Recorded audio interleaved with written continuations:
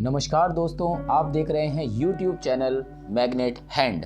आज से हम 10th क्लास साइंस की न्यूमेरिकल की सीरीज़ स्टार्ट कर रहे हैं। आज से हम एक और चीज़ ऐड करेंगे कि न्यूमेरिकल सीरीज़ को थोड़ा लंबा और ज़्यादा क्वेश्चन ऐड करने की कोशिश करेंगे। तो सबसे पहले आज हम chapter number 11 electricity 10th class science CBSE syllabus, वो भी न्यू सिलेबस के हिसाब से कुछ क्वेश्चन कलेक्ट किए हैं। उन क्वेश्चन के आधार पर हम इन्हें सॉल्व करने की कोशिश करेंगे। तो सबसे पहले क्वेश्चन के अंदर आ रहा है कि 2 कॉइल्स दिखाई दे रहे हैं। यहाँ पर ये बोल रहा है रेजिस्टेंस जिनका 3 ओम और 9 ओम है, 3 ओम और 9 ओम, ठीक है, 3 और 9 है, आर कनेक्टेड इन सीरीज, वो सीरीज में कनेक्ट हैं। अब battery are connected in series across the battery potential difference 14। तो सबसे पहले इसका टोटल रेजिस्टेंस निकाल लेते हैं। तो रेजिस्टेंस दे रखा है R1, दे रखा है 3 ओम, और R2 दे रखा है इसने 9 ओम। अब ये सीरीज में है तो मैं RS यानी कि टोटल रेजिस्टेंस निकालूँ तो that is R1 plus R2, series में R1 यानी कि लाइन से जोड़ देते हैं। तो विच इज 3 + 9, तो ये आ गया 12 ओम। वोल्टेज दे रखा है इसने, यानी कि V की वैल्यू दे रखी है 14 वोल्ट। ये हमारे को दूसरी वैल्यू है। हमारे पास रेजिस्टेंस आ चुका है और इसने क्या बोला, and 1 minute and energy consumed in 1 minute. Time दे रखा है इसने, तो टाइम हमारे पास है 1 मिनट, यानी कि 1 × 60 सेकेंड, क्योंकि हमें स्टैंडर्ड यूनिट में ही रखना है। तो 60 आ गया हमारे पास, ठीक है, 60 सेकेंड्स। अब ये बोल रहा है कि सर्किट डायग्राम, तो मैंने ऑलरेडी सर्किट डायग्राम ड्रॉ कर दिया है, सीरीज में लगा दी है, एक बैटरी कनेक्ट कर दिया 14 वोल्ट की और एक की लगा दिया है। Find the electrical energy consume. अब देखो एनर्जी के लिए फॉर्मूला क्या होता है कि एनर्जी के लिए फॉर्मूला होता है H = I² RT। NCERT book में आपके गिवन है ये formula. H is a heat. Heat क्या होती है? एक तरह की एनर्जी होती है। तो हम उसको कैलकुलेट करें, लेकिन प्रॉब्लम देखो क्या आ रही है कि अब देखो रेजिस्टेंस हमारे पास है, हमारे पास करंट, वो कहते हैं टाइम है, लेकिन करंट नहीं है। तो ओम्स लॉ के अकॉर्डिंग V = IR, तो करंट निकालने के लिए V/R कर लेंगे, R नीचे आ जाएगा। पोटेंशियल कितना दे रखा है 14 और रेजिस्टेंस कितना दे रखा है, ये रहा 12। तो इसे सॉल्व कर लेंगे, 2 × 7 = 14, 2 × 6 = 12, तो विच इज 7/6 एम्पियर। तो हमें करंट मिल गया 7/6 एम्पियर। अब उठा के इस वैल्यू को पुट कर दें और सॉल्व कर लें। तो 7/6 का होल स्क्वायर, रेजिस्टेंस कितना है 12 और टाइम कितना है 60। सारी वैल्यूज हमने पुट कर दी, तो ये आ जाएगा 49, 36, 12, 60, 12 × 1 = 12, 12 × 6 = 12, 3 × 0 6 3 × 2 = 6, तो 20। तो ये आ गया 49 × 20, इसको मल्टीप्लाई कर लेंगे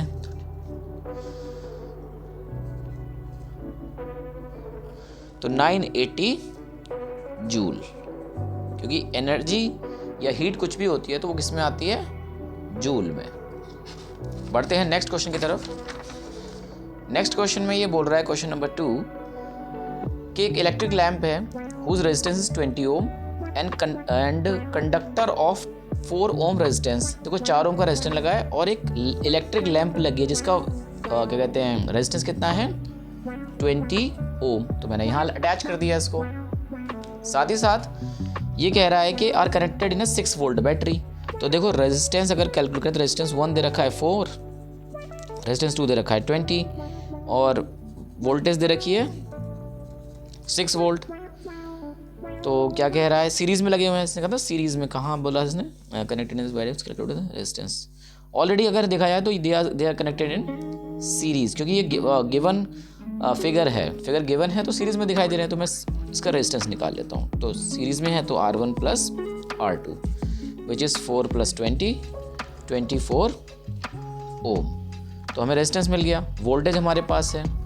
तो इसने सबसे पहला क्वेश्चन ही ये मांगा था। देखो क्वेश्चन के अंदर क्या बोल रहा है, total resistance of the circuit.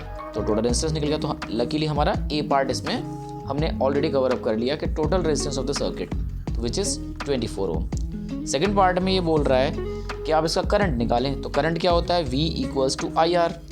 तो I निकालने के लिए V/R। तो पोटेंशियल कितना है इसमें, पोटेंशियल 6 वोल्ट है और रेजिस्टेंस अभी निकाला हमने 24। तो 6 × 1 = 6 और 6 × 4 = 24। तो 1/, इसको डिवाइड कर लेंगे तो 0.25 एम्पियर। तो ये हमारा करंट हो गया। ठीक है। नेक्स्ट आता है potential difference across the conductor. अब इसने कंडीशन लगाई है, देखो करंट तो थ्रू द सर्किट पूछा था, लेकिन the potential difference across the conductor, conductor क्या है ये, तो पोटेंशियल डिफरेंस क्या है, V = I, फिर से हम ओम्स लॉ का इस्तेमाल करेंगे इसके सी पार्ट के लिए। तो पोटेंशियल मांगा है, तो करंट की वैल्यू तो कितनी है, करंट तो कितना जा रहा था 0.25 जो अभी हमने निकाला, लेकिन कंडीशन लगा दी कि conductor across the conductor not whole, तो आपको सिर्फ इसकी वैल्यू लेनी है विच इज़ 4 ओम। कंडक्टर बोला था ना, एंड अ कंडक्टर ऑफ 4 ओम, तो यहाँ पर आप 4 लिख देंगे, तो ये 100 आ जाएगा, तो उसके बाद पॉइंट लगाएंगे तो वोल्ट आ जाएगा 1 वोल्ट। अब मल्टीप्लाई करके चेक कर लीजिएगा, ये आपकी वैल्यू होगी। बढ़ते हैं आगे, क्वेश्चन नंबर 3 की तरफ बढ़ते हैं। तो क्वेश्चन नंबर 3 में बोल रहा है कि दो रेजिस्टेंस हैं, when connected in parallel give resultant value 2 ओम। तो रेजिस्टेंस मान लेते हैं कि let the resistance R1 and R2, इसने बोला द रिजल्टेंट वैल्यूज फॉर, ये पैरेलल कनेक्टेड, तो पैरेलल में होता है अपॉन में, आपको वैल्यू डाल देनी है अपॉन में, और इसकी वैल्यू दे रहा है 2, तो इसको रैशनलाइज करेंगे, इधर मल्टीप्लाई कर देंगे R2, ये इधर मल्टीप्लाई हो जाएगा R1 upon R1 into R2 equal to 2। दूसरा बोल रहा है when they are connected in series, अगर सेकंड पार्ट में बोलेंगे तो R1 प्लस R2 सीरीज में, तो वैल्यू दे देता है 9 ओम, ठीक है। अब 9 ओम वैल्यू आ गई, तो ये हमारी इक्वेशन 2 हो गई। अब देखो ये वाली चीज़ यहाँ पे दिखाई दे रही है हमें, अगर इसे इक्वेशन 1 मान लें तो इक्वेशन 2 की वैल्यू उठा के पुट कर देते हैं 1 में नाउ, या ऐसा कर लेते हैं, इसको चाहो तो सिंप्लीफाई भी कर सकते हो क्योंकि 2 वैल्यू हो जाएंगी ना, तो हम इसको सिंप्लीफाई कर लेते हैं। तो देखो ऐसे कर लेते हैं, R1 equal to 9 Om minus R2, यानी कि इसको उठा के इधर कर देंगे, तो इक्वेशन नंबर 2 इसे कह देते हैं। तो लिखते हैं आगे, put the value of R1 in equation, कौन सी इक्वेशन, इक्वेशन 2 में रख देते हैं, 1 में, नॉट 2 1, ये जो 1 पहली वाली इक्वेशन थी इसमें रख देते हैं। देखो R2 तो R2 रहेगा, R1 की जगह पे आ जाएगा 9 माइनस R2, ब्रैकेट में डालेंगे, यहाँ प्लस है, R1 की जगह पे आ जाएगा 9 minus R2 into R2 equal to 2। अब देखो इसका ब्रैकेट ओपन करेंगे तो ये आ जाएगा R2 प्लस 9 माइनस R1 वो R2, और इसको मल्टीप्लाई कर लेते हैं 9R2 माइनस R2 का होल स्क्वायर, देखो ये इससे और इससे मल्टीप्लाई हो गया इक्वल टू 2, देखो ये प्लस माइनस तो कट गया। अभी देखो ये 9 बचा, इसको इधर मल्टीप्लाई कर लेते तो 18R2 माइनस 2R2 का स्क्वायर, बिल्कुल ठीक है। अब इसको सिंप्लीफाई करके क्वेश्चन को इधर ले आते हैं, तो 2R2 का स्क्वायर माइनस 18R2 प्लस 9 तो ये हमारी वैल्यूज़ हो गई।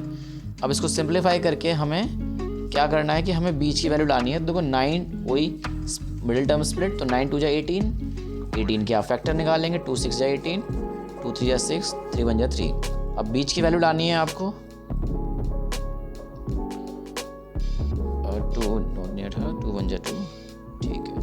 तो 2R2 माइनस, अब आपकी वैल्यू आ जाएगी, देखिए कितनी आ रही है, 6 2 जा 12। देखिए थोड़ा सा करेक्शन है यहाँ पर कि ये जो वैल्यू थी 1/2 में जाएगी, यानी कि ये 1/2, क्योंकि ये तो पैरेलल वैल्यू थी ना, तो सामने नहीं रखेंगे इसे। अब इसको सॉल्व करते हैं, तो देखो ये आ जाएगी 18 और ये आ जाएगा 9R2 माइनस R2 का स्क्वायर, इसको इस तरफ ले आएंगे तो R2 का स्क्वायर माइनस 9R2 प्लस 18। अब इसको स्प्लिट करेंगे तो 18 के देखो फैक्टर निकाले थे मैंने अभी थोड़ी देर पहले, तो आप क्या करेंगे 3 2 जा 6 और 2 2 जा 4 और 3 कितना हो जाएगा आपका 6 तो 8 9 2 3 18 वैल्यूज हो जाएंगी 2 दूना 4। तो आप क्या करेंगे देखो सबसे पहले इसको इससे मल्टीप्लाई करेंगे, तो देखो 18 1 जा 18, इसके फैक्टर निकालेंगे, 2 9 जा 18, 3 3 जा 9, 3 1 जा 3, वही स्प्लिटिंग मेथड। तो देखो 3 3 जा 9 या तो 3 2 जा 6 प्लस 3, तो ये 6R2 minus 3 R2 plus 18 equal to 0। आप एलसीएम ले लेंगे R2, तो R2 माइनस 6 और माइनस 3 R2 माइनस 6। तो देखो ये ब्रैकेट सेम आ रहे हैं आपके, तो एक वैल्यू आ गई R2 माइनस 6 और दूसरी आ गई R2 माइनस 3। तो देखो इससे वैल्यू निकाल लेंगे तो R2 की 6 आ जाएगी और एक वैल्यू R2 की 3 आ जाएगी। तो अब इसी को उठाकर आप इक्वेशन नंबर 2 में पुट कर दो। ये वाली जो वैल्यू थी ना ये इसमें पुट कर दीजिए, जैसे कि ये जो हमने निकाल रखी है। तो देखो R1 की वैल्यू अगर मैं R2 की वैल्यू 6 मान लेता हूँ तो 9 माइनस R2 की जगह पे 6 रख दूंगा तो R1 की 3 आ जाएगी। और वहीं अगर मैं उल्टा कर दूंगा 3 रख दूंगा तो R1 की 6 आ जाएगी, तो उसकी 3 हो जाएगी। तो इस तरह से हम दोनों की वैल्यू फाइंड कर लेंगे। आते हैं नेक्स्ट क्वेश्चन, क्वेश्चन नंबर 4 के ऊपर। कभी कभी आपको एक सर्किट बने आ जाते हैं पेपर के अंदर, तो कई बार स्टूडेंट देख कर ही छोड़ देते हैं, जबकि ये बहुत ही आसान सा क्वेश्चन है, सिंपल क्वेश्चन है। कैसे करना है कि फाइंड द रेजिस्टेंस यानी टोटल मांग रहा है और current in the given circuit.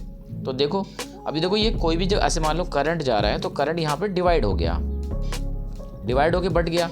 It means ये एक लाइन पर नहीं है, तो ये सीरीज नहीं है, ये पैरेलल है। तो सबसे पहले इसको अगर मैं R1 मान लूँ, इसको R2 और इसको R3, तो देखो R1 और R2 क्या है, पैरेलल। तो सबसे पहले हम इनका रेजिस्टेंस निकालेंगे, तो 1/R1 प्लस 1/R2। तो R1 की वैल्यू कितनी है 10 और R2 की वैल्यू भी 10 है, तो इसका एलसीएम ले लेंगे हम। 2 1 2 2 5 10, तो R2 की वैल्यू हमें मिल गई, देखो क्रॉस मल्टीप्लाई 5 इधर चला जाएगा, R2 इधर चला जाएगा, तो R2 की वैल्यू आ गई 5 ओम।